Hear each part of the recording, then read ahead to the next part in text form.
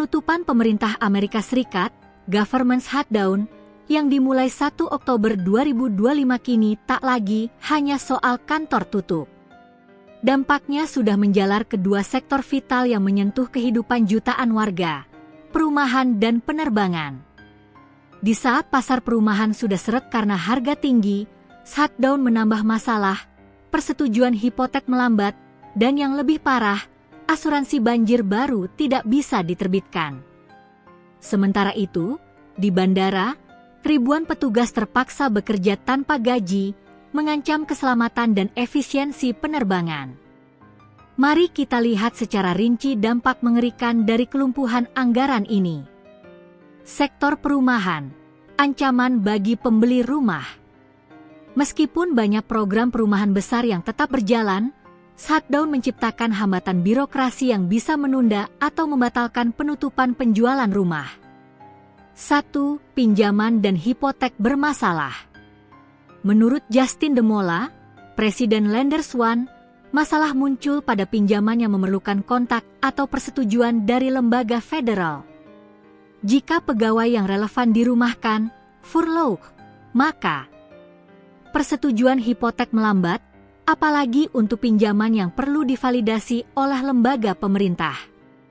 Pinjaman pedesaan mandek, pinjaman yang menyasar wilayah pedesaan berisiko tertunda atau mandek. Risiko deal batal.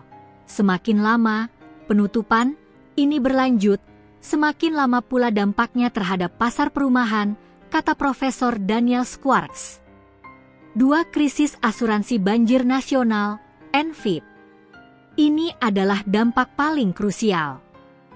Program asuransi banjir nasional, NFIP, yang didukung FEMA tidak dapat menerbitkan polis baru selama shutdown.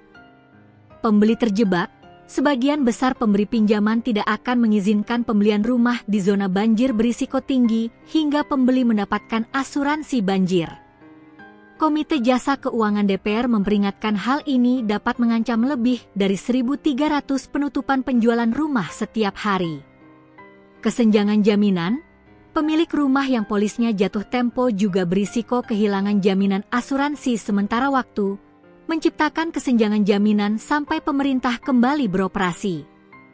Sektor penerbangan, keamanan udara terancam. Sektor penerbangan menjadi tegang karena ribuan staf kunci dipaksa bekerja di bawah tekanan gaji. 1. Karyawan kritis yang tak dibayar. Untuk menjaga keamanan udara, puluhan ribu karyawan penting harus terus bekerja tanpa bayaran hingga shutdown berakhir. Lebih dari 13.000 petugas pengatur lalu lintas udara.